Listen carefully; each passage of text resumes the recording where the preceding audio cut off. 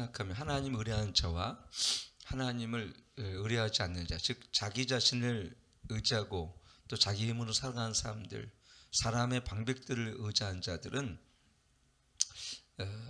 여기 본문 말씀 보면은 사막의 떨기나무 같다. 그리고 건건한 땅, 사람이 거하지 않은 땅의 거리다. 그게 뭐냐면 황폐한 삶을 살아간다는 것이죠.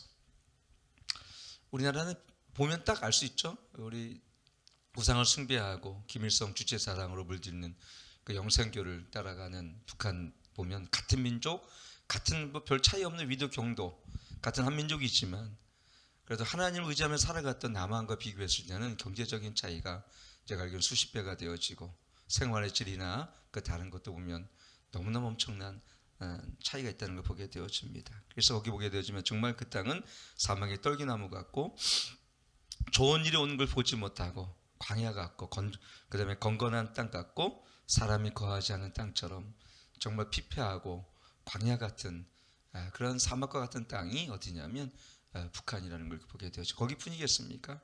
그동안 하나님을 떠나 살아갔던 그런 민족들 그런 삶을 보게 되어지면 정말 경제적으로 뿐만 아니라 사람의 마음에도 굉장히 그 어떤 뭐랄까 이렇게 핍절되어 있는 그리고 황량한 그 삶을 살아가는 것을 여기서 우리가 보게 되옵니다. 이 사막의 떨기 나무는 뭐 어떤 동식물도 살기 어려운 땅이죠. 생존 환경이 정말 어려운 땅이 이런 사막의 떨기나무 같은 그런 광야 같은 땅이 바로 이런 곳입니다. 이 간조한 곳 이거는 어떤 거냐면 습기가 전혀 없는 용암 같은 암석, 사막 이런 땅을 의미하는데 이런 삶을 살아가는 사람들은 굉장히 삶자체가 고달프고 힘들고 어렵다는 것을 의미합니다. 그래서 그 하나님을 의지하지 않는 삶 자체가 고달픈 거예요, 사실은. 근데 여기 보면은 그러나 무릇 여호와를 의지하며 여호와를 의뢰하는 그 사람은 복을 받을 것이라. 여호와를 의지하며 여호와를 의뢰하는 그 사람은 복을 받을 것이라고 여기 기록되어 있습니다. 그래서 자기를 의지하며 살아가는 사람과 여호와를 의지하며 살아가는 사람들의 차이가 뭐냐면 아까는 그런 사막의 그런 강곤한 땅, 떨기나무 같은 인생이라면 하나님을 의뢰하는 자의 복은 뭐냐면 물가에 심기운 나무다. 여러분 같은 이렇게 식물성 나무를 심게 되어지면 사막에 아무리 나무를 심어도 그건 죽습니다. 근데 물가에는 어떤 나무를 심어도 이거 잘 살아요. 그게 차이가 있어요. 그게 뭐냐면 하나님을 의지하며 하나님을 의지하는 자의 복들은 형통하다라는 것을 여기서 우리가 볼 수가 있습니다. 그래서 그 사람들은 어떻습니까? 여기 보게 되면 시냇가에 심기운 나무처럼 그렇죠. 그 뿌리가 강변에 뻗치고 더위가 올지라도 두려워 아니하며 그 입이 청정하며 가뭄 해에도 걱정이 없고 결실이 그치지 아니한 같으리라. 한마디로 하나님을 의지하고 의뢰하는 자들은 복이 있고 형통하고 만사에 뭐가 형통하다라는 것을 오늘 예레미야 10장 우리 안에 기록하고 있다는 것을 이렇게 보게 되어집니다. 더위가 올지라도 두려워한다는 것은 뭐냐면 어떤 상황에도 그 입이 청정하고 가뭄에 해도 걱정 없다는 것은 아무리 환경이 열악하더라도 있잖아요.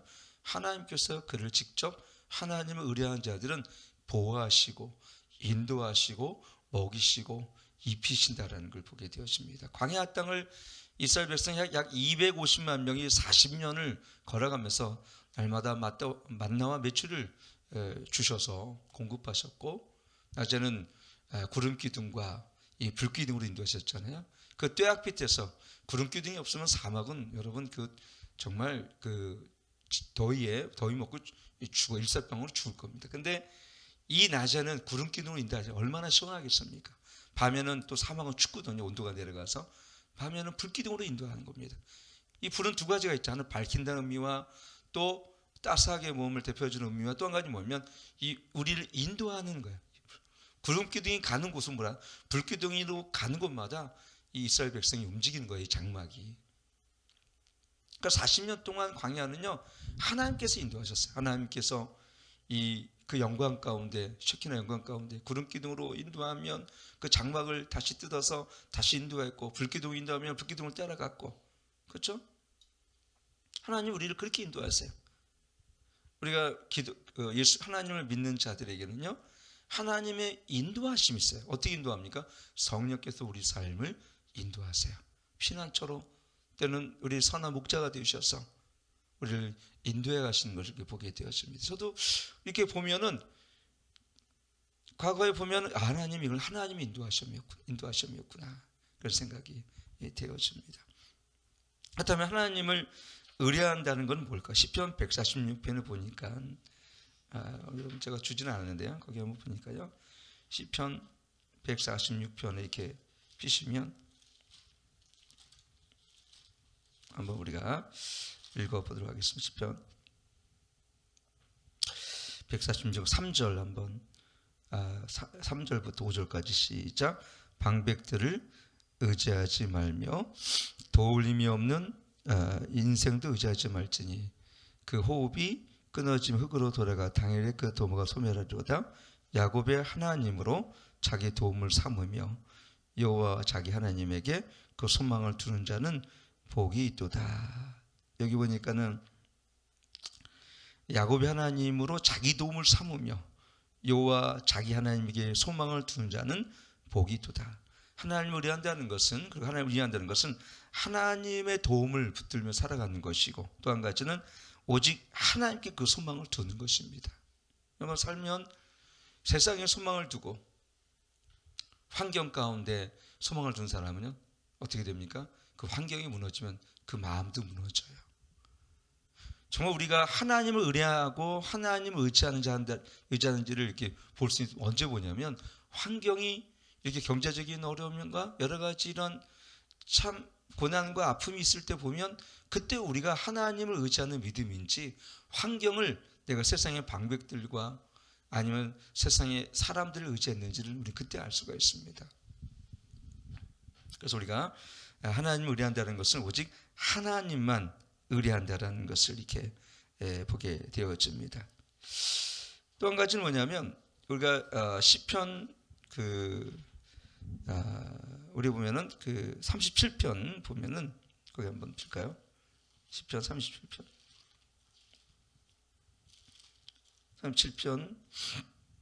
3절 4절 5절 한번, 37편 3절 4절 5절 같이 한번 읽도록 하겠습니다. 시작. 여호와를 의리하여 설행하라. 땅에 거하여 그의 성실로 식물을 삼을지어다. 또 여호와를 기뻐하라. 제가 내 마음의 소원을 이루어 주시라. 너의 길을 여호와 맡기라. 저를 의지하면 저가 이루시고. 그렇죠? 여기 보니까는 너의 길을 맡기라 그랬습니다. 그러니까 하나님을 의지한다는 것은 우리의 길을 하나님께 전적으로 맡겨드리는 거예요. 하나님 이렇게. 그리고 여러분 마태복음 11장이면 수고하고 무거운 짐진 자들아 다 내게로 오랬잖아요. 이 짐을 하나님께 맡겨드리는 것입니다. 왜 우리가 많은 사람들이 불안하고 염려하고 두려움이 오냐면, 하나님께 그걸 맡겨드리지 않기 때문에 옵니다. 대부분 그걸 내가 하려고 그래요. 어떻게든지 내가 하려고 그러는 사람들은 어떻게 됩니까? 그게 두려운 거예요. 내가 해야 되니까. 근데 하나님께 맡겨드리는 인생들은 그 문제가 하나님께 맡겨드렸기 때문에 나는 마음이 평안해요. 하나님께서 이루실 것을 믿고 의지했기 때문에. 그래서 하나님을 의뢰한 사람들, 하나님을 의지하는 사람들의 공통점은 뭡니까? 기도의 삶을 살 수밖에 없는 거예요. 왜? 하나님께 맡겨둔다는 것은 행위가 딴 게 아니에요. 기도입니다. 내 인생 오늘 살아가는 나의 하루, 자녀들의 문제, 재정의 문제, 모든 공급에 대한 문제, 질병에 대한 문제, 일상의 미래와 이 모든 것을 하나님께 기도한 사람들은 마음이 평안해요. 왜? 하나님이 능히 이루시기를 믿기 때문에 그렇습니다. 아브라함이, 여러분, 하나님께서 약속의 자녀를 주신다고 했을 때 분명히 100세가 되어지고 사라의 태가 닫혀 있지만 그가 두려워하지 않은 약속의 말씀을 믿고 의심치 않다 그랬거든요. 그게 하나님을 의지하는 사람들의 진정한 삶이라는 것을 이렇게 보게 되어져. 다른 게 믿음과 기도의 삶을 통해서 우리가 하나님께 내 삶을 온전히 드리게 되어지는 것, 그것이야말로 하나님을 의지하는 자들의 특징이라는 것을 이렇게 보게 되어집니다. 그래서 시편 26편 1절에도 보면 뭐 안 쳐도 돼, 제가 읽어드릴게요. 내가 요동치 아니하고 여호와를 의지하였으니 그랬어요. 시편 13편 5절에 보면 나는 오직 주의 인자하심을 의뢰하였으니. 여러분, 이것이 바로 하나님을 의뢰하고 하나님을 의지하는 자들의 삶인데, 이것을 우리가 다른 말로 또는 위탁한 삶이라고 이렇게 얘기할 수가 있습니다. 브레넌 매닝이라는 사람은 이렇게 한번 기록하고 있다고요. 기독교 공동체를 움직이는 믿음은 하나님의 존재를 믿는 문제라기보다는 어떤 어려운 가운데도 그분의 돌보시는 사랑을 실제 신뢰하는 문제라고 이렇게 기록하고 있더라고요. 그러니까 우리 하나님이 우리에 대한 공급, 하나님의 신실하심, 하나님이 우리를 함께 하시며 우리를 보호하시는 그걸 우리 삶 속에 실제적으로 믿고 따라가고 그 우리 삶을 주님께 위탁해 드리는 거예요. 여러분, 위탁이란 말 알죠? 이거를 위탁하는 거예요. 근데 신뢰가 없으면 위탁할 수가 없잖아요, 여러분들. 하나님을 의지하며 살아간다는 것은 바로 그거, 위탁드린 거예요, 내 삶을. 여러분, 근데 많은 사람들이 두 양다리를 거칠 때가 많아요. 하나님, 그 얘기는 뭐냐면 하나님 힘으로만 내가 못 믿겠어요. 그래서 우리 많은 것들을 차선책을 택합니다. 그래서 우리가 하나님이 공급하시지 않으면 어떻게 해요? 나는 다른 방법을 찾습니다. 하나님의 공급하심을 믿고 기다리는 것이 아니라 내가 차선책을 찾아 나서요. 물론 하나님은 우리 가운데 차선책을 줄 때도 있긴 있어요, 가끔. 근데 하나님은 딱 한 가지 배쇄진을 치고 최선책을, 유일하게 하나님을 의지하는 걸 기뻐하십니다. 근데 우리는 많은 걸 만들어놔요. 하나님 공급하시지 않으면 이걸 해야지, 이걸 해야지. 하나님이 그런 우리의 두 마음에 역사하시지를 못할 때가 많은 거예요, 여러분. 그래서 여러분, 오늘 하나님을 의뢰하고 하나님 의지하는 삶을 살기 원하고요. 마지막은 뭐냐면, 하나님을 의뢰한다는 것은 사실은 하나님의 절대적인 그분의 능력을 믿고 사는 거기 때문에 우리 삶이 모든 것이 하나님의 중심적인 삶을 살아간다는 걸 의미합니다.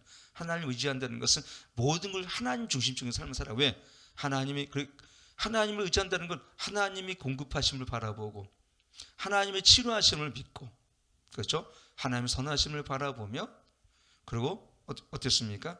하나님이 선하시고 기뻐하시고 온전한 되실 무언지를 바라보면서 하나님 중심의 삶을 우리가 살게 돼요. 근데 하나님을 의지하지 않는 사람은 뭐든지 자기 중심화가 돼 있어요.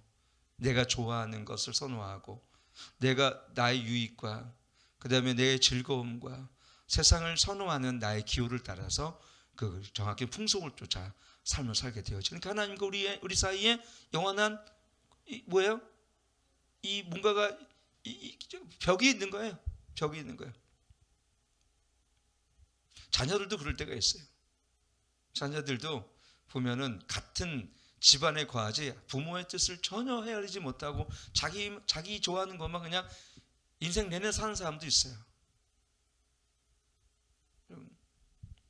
우리가 사실은 하나님을 의지하고 우리가 하나님을 의지한다는 것은 모든 걸 하나님의 중심으로, 그리고 하나님의 관점에서, 또 하나님의 시선으로, 그리고 하나님의 마음으로 나를 바라보고, 그리고 우리가 하나님과 동행하는 삶이야말로 하나님을 의지하는 사람의 최고의 하나님의 은혜다라는 것을 여기 보게 되어집니다. 오늘 여러분들 한 주를 또 마치면서 우리 삶을 하나님의 중심으로 살아갈 때 생각해 보세요.